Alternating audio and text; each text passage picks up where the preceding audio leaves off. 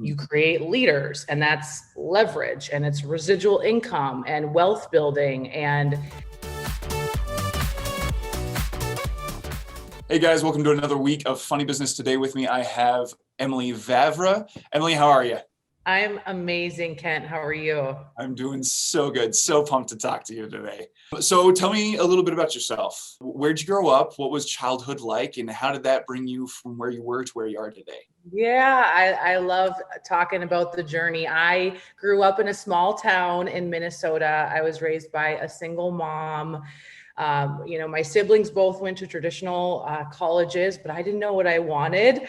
So I went to massage therapy school. Quickly from there, I found myself in my early 20s working multiple jobs. I was a nanny. I worked for a doctor. I practice massage, and I was searching for more, and I started to read personal development books, and I just became open and started following people that seemed to be living a life that I wanted, with entrepreneurship, designing their days. And so I met a woman. I always say, when the student is ready, the teacher will appear.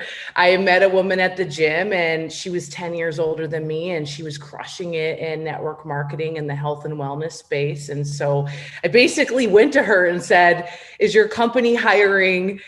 Could you mentor me?" And she giggled, and we met up, and that's the day my life changed forever. That was 10 years ago. I was 23 years old, living paycheck to paycheck.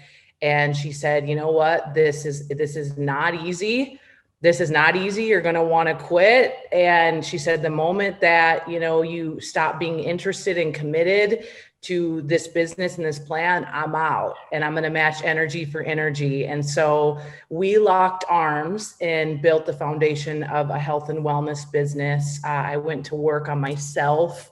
I, didn't buy anything new for a few years. I had an old desk, made a vision board, wrote myself out a check for $1 million, and literally went to work on the skills of sales, of talking to people, all the things. And I became a millionaire by the time I was 26 with my company. And, ever since then, I've just been building teams, building people, and, just trying to get better every single day and making such a large impact. And now, this was once on my vision board. I live on the Pacific Ocean. And yeah, I'm having a whole lot of fun doing it. So that's a little bit of my story. So you talked about you found the mentor, but what specific skills and what insights did you pick up from your mentor that maybe somebody in a similar business could apply, or maybe a completely different business? Yeah. So, basically in this particular profession of network marketing, it's about pitching a plan, which a lot of us can relate. We're pitching a plan, a service. Why should someone work with you? And then closing them, and then also building teams and leadership. And so what I did is just modeled her behavior. But when we got started, she said, "Find me a person that's open to learning about what we do, and let's do a meeting." And so I would just listen and watch her, the way she talked to them, the way she asked questions. She extracted their why out of them. She built that trust. And then she presented what we were selling. And then she presented the vision, and then closed them and took them on a journey. And, that's why we have great retention and all the principles of business that I learned. And, so I would model her behavior, and then eventually I would do it. And that even translated into, now I'm also a speaker. I speak all over the world. And, at first, I was so scared, just like most people. Public speaking is like, oh my gosh.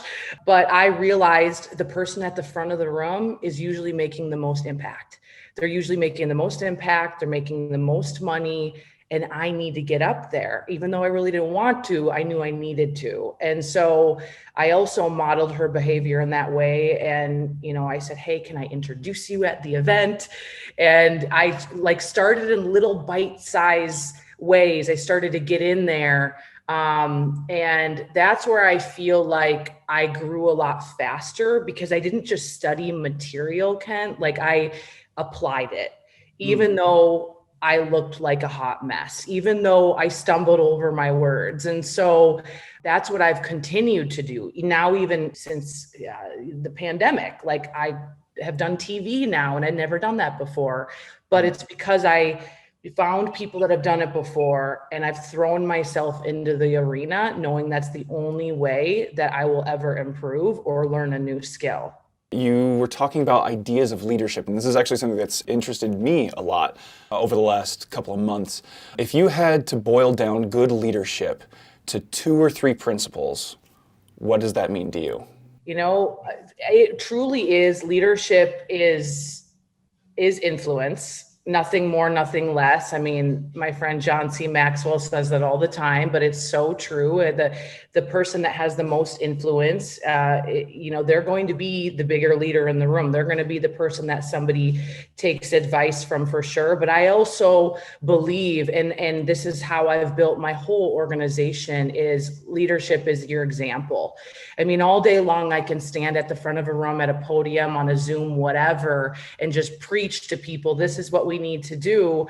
But when they actually see me doing it, that builds so much more credibility, so much more trust, and not even just in the day-to-day of selling things and making it rain, so to speak, how I live my life. And the principles I live my life on, and my values and things like that. And, I think leadership is all about example. Absolutely, in all areas of your life. And are you worth following? Are you worth modeling, Okay, so what were some of your biggest business mistakes in those 10 years, and what did you learn from them? Yeah, one mistake that stands out to me, once I started rocking and rolling in the business, making some really good money, I didn't take as much time to have quiet time. And now I've learned that the introspection, having meditation, prayer, really thinking about my next steps, really thinking about how am I operating in my business? How is everything going? Like, you need space to create more and to make, I believe, smarter decisions. And when I started to roll in the business, create momentum, which is very hard to do in any business, everything got busy, and I said yes to everything, and I became very reactionary. And there was just one example where someone came to me and they're like, I want to mentor you. You could do this, that, and the other. It costs this much money, like a crazy amount of money. And instead of me doing my due diligence and stepping back and saying, is this my ego, like wanting to do this? Or does this even make sense for my overall life mission? I just wrote him a check and trusted him. And he ended up being a total flake and not somebody who could guide me. He had, and I should have known better, but I should have looked at testimonies. I didn't do that. And so it was just like, what just happened? And it ended up being like, he was an unstable person, and I thought he could get me to another level anyway. So that's a huge mistake for sure. And I think I kind of tied 2 in there, is definitely, not having enough time and space, not creating that boundaries for sure early on in my business. And I learned that the hard way, but I'm so happy I did, because now I value it so much and it's a priority. So in life, it doesn't matter how successful you are, there always seems to be somebody out there who's doing something better than you. And I love the phrase that good artists create on their own, or they borrow, but great artists steal. So what did you steal from somebody else out there, and how did you make it your own for your business? Yeah, it's so beautiful. It's so true. What I did and continue to do, I would lay in bed at night and watch YouTubes, and I would watch Tony Robbins speaking and how he does interventions with people, and just the personal development stuff, John Maxwell, John Assaraf. I mean, I could go on and on with all these people, and Oprah. I mean, my gosh, I love their mentorship. But what I would do is just take their wisdom and put my own spin on it. And, that's why I believe stillness is so important, and meditating and praying and asking and receiving, and because it's all inside of us, and you don't need to copy somebody else. You can take principles of what they're teaching and you can put it into your own business or into your own ideology or whatever. And so that's what I've done over and over again. I try to model successful people, but they're also just people.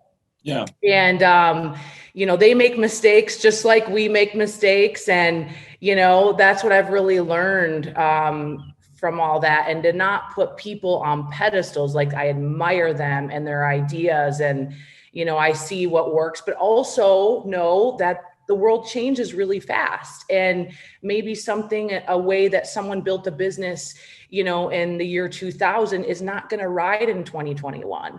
And so it's like, always looking at what they did and then extracting things from it for sure. But I am so grateful for anybody I love entrepreneurs because they're just trying to make it happen. And typically, if they're in it for the right reasons, like they just want to get their mission and product or service out there. And I just think it's so inspiring. I could be around entrepreneurs all day because they just are go-getters, and that kind of energy and frequency is like what I appreciate. You mentioned like Tony Robbins and a couple other people that you like to watch on YouTube. Who would be like your top 5 people that you love either watching or reading their books? Okay, so Tony for sure. And I've actually shared the stage with him, had my own intervention with him. I love him. John Maxwell. And for me, I started leading teams and I'm like, oh my gosh, like I just kind of got thrown into the whole leadership world. Then Erwin McManus, he's actually my pastor here in LA, but he teaches principles throughout. I mean, he's amazing. I follow him. Shailene Johnson is really a great female entrepreneur. She teaches a lot of like social media and just smart success for sure. And then Eric Worre has been my personal mentor and author of Go Pro.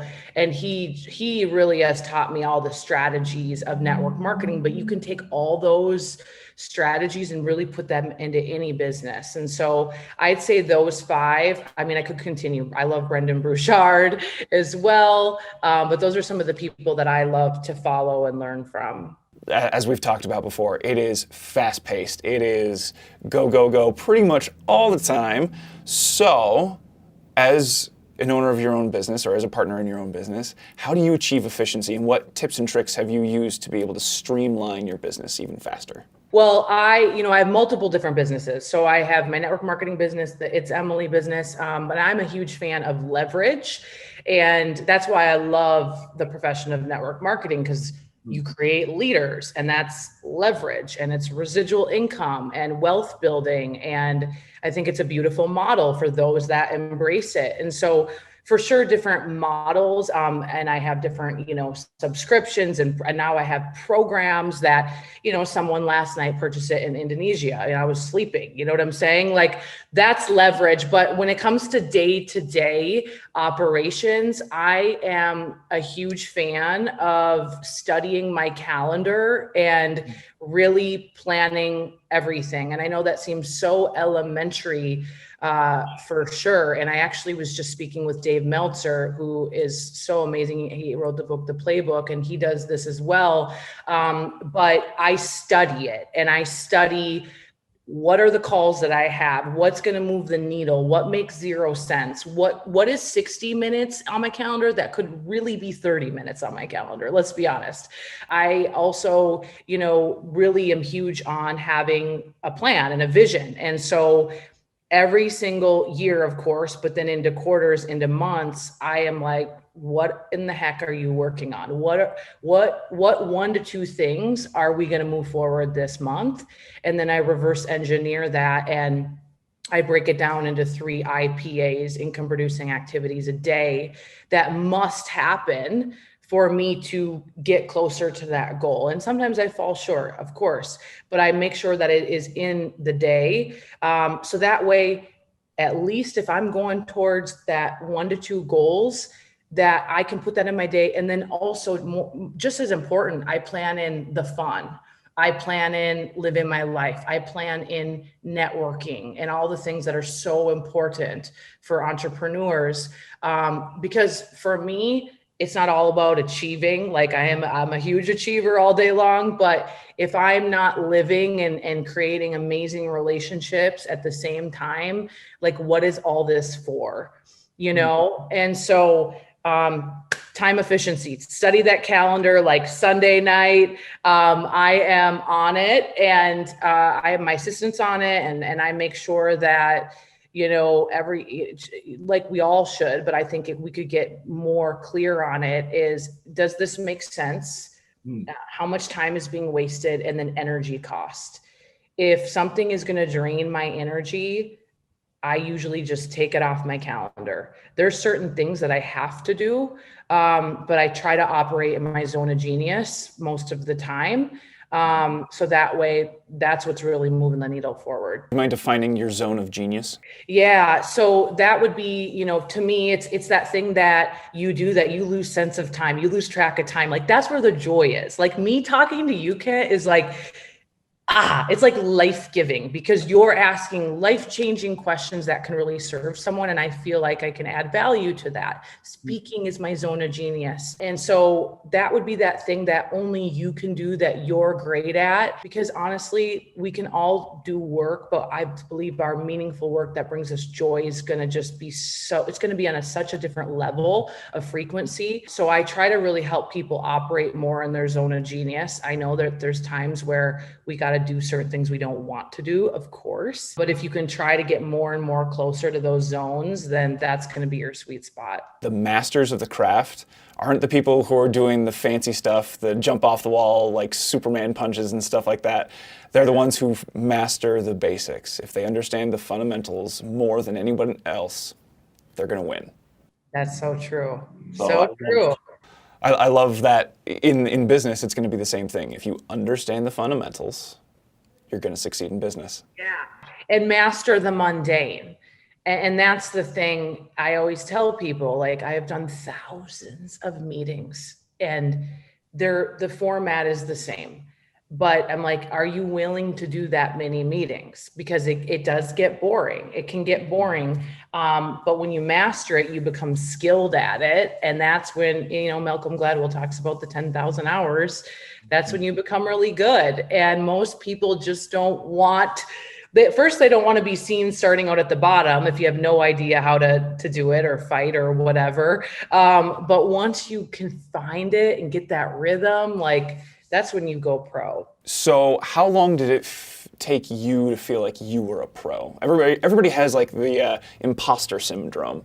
When did you finally embrace where you were? 3.5 years into my business.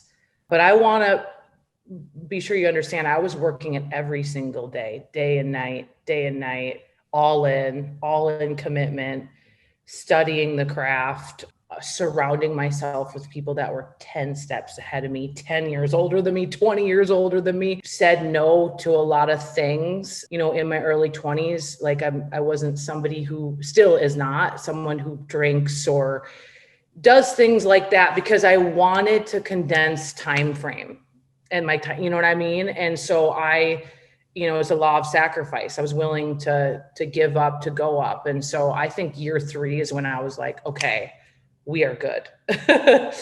Yeah, I think that's something that a lot of people struggle with, is just imposter syndrome. Like they know that they're good, they know that they're an expert, and they feel like they have to tell other people that they're an expert. But you can just hold off and say, you know what? These are the things you need to do. And if you don't tell people why you're the expert and they just know that you are because of your influence, like what you were talking about, I think that's a really great place to be on in life. And I can definitely tell that that's where you are. Yeah, thank you. Yeah, imposter syndrome is it's everybody has it.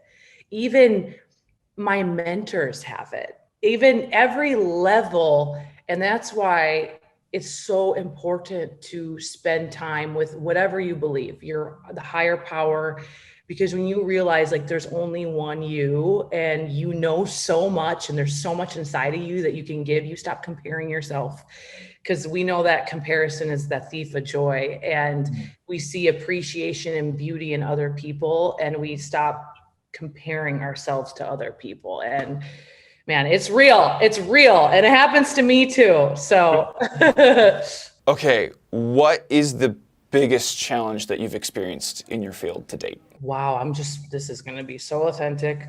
Of course, having a business partner that I thought I trusted, just they tried to steal and stab me in the back. And it was almost like you just put your head down and you're serving and you think everybody's just kind of just rowing in the same direction. And you just like wake up and find something out. And I think it wasn't even the business thing. It was just the painfulness of like, why couldn't you just tell me? Or, and that's the real stuff that I don't think a lot of people talk about, Kent. Like, I don't think people talk about how you deal with drama or conflict resolution or whatever. And I don't deal with drama very well at all. Like, I really don't. I've tried, that's out of my life, So when that came up from a business perspective, it was like the first time I was like, what do you do? What do I do? How do I handle this? How do I handle this with the team? Like, how, do I lash out at this person? So that was one of the most difficult things that I've dealt with. But now I've learned a whole heck of a lot, and everything happens for a reason, and it's not happening to you, it's happening for you. So it just totally changed my perspective. It changed the way I operate. And I'm all in all, I can say now, grateful for it. That's awesome. So having gone through that, what are your tips and tricks for conflict resolution in a business setting? For my example, because I have a large organization of people that I lead, it's definitely addressing the situation to the people. So there's not rumors going on of, when the higher ups, there's drama that happens, all the other people, like, there could be drama, and they're like, did this happen? So I had to address it in front of everyone without carrying on about it. It's like, I shared, this happened, we're moving on from it, so everyone's in the clear, this is the truth. And then I went back to what is our vision, our mission, our why, and connected back to the heart of what we do and why we do what we do. So people could remember why they're even here in the first place, and not be, people love drama. So I didn't, I needed to bring them back. So I definitely learned that, addressing it, and then just not focusing on it, and, blocking them on social media. Like, you don't need anything that takes your energy or takes you out of a peak state or makes you feel icky. You don't have to see it. And so, this is something we actually have to train on in 2021, is like, just mute them, block them, unfriend them, like, because if that's going to take me out of my day and make me feel feelings I don't want to feel, it's not worth it. Yeah. So I would say that as well. And then, I overly communicate now with people and check in on the regular, which I think a lot of people that are probably listening to this right now are probably achievers, self-sufficient people, but not everybody is. And you need to check in with people on your team, and, not in a group setting, but even one-off. So I'll just voice text people and just say, how are you? I'm just checking in. So I can make sure that I am having those relationships as well, and building that trust and making sure that the team is okay. People really excel when they feel like they're being cared about in the business. They are willing to give you more. They're willing to give you even better efforts. And it's not like you're doing it manipulatively, like if you're having those genuine conversations. But I can think of a couple of good bosses that I've had that made me feel genuinely cared for, versus the bosses that made me feel like a cog in the machine. And I'm just like, oof, it's a tough road to toe, especially when you feel like there's so much efficiency that you have to achieve as a business owner, as an entrepreneur. Yeah. It's easy to let all the things that you have to do get in the way of the people that need to be cared for. So I love that you put an emphasis on that. That's so great. Okay, so what do you love the best about what you do? Oh, definitely the transformations, the stories, the testimonies. I mean, people ask me all the time, like, why are you continuing to like work so hard and build businesses and do all that you do? And it's the stories. You know, last week there was a woman on my team who her son is an addict and her family, they're going through it. And, you know, she just shared her transformation as a woman and being able to bring in an income for her family. And that is the juice for me. That is it. I mean, I'm even preparing to do a big speaking engagement next month. And as I write it, I'm thinking of that person that is like sitting in the Midwest, sitting wherever, and they're like doubting themselves. And, you know, I need to speak to her. I need to speak to him and speak life into them. And, you know, that's what I love is after I put a presentation together, a speech together, I love the feedback from it of, you know, I want to learn, like, what did they learn? What did they feel? You know, what are they going to do different in their life? Because I'm all about transformation.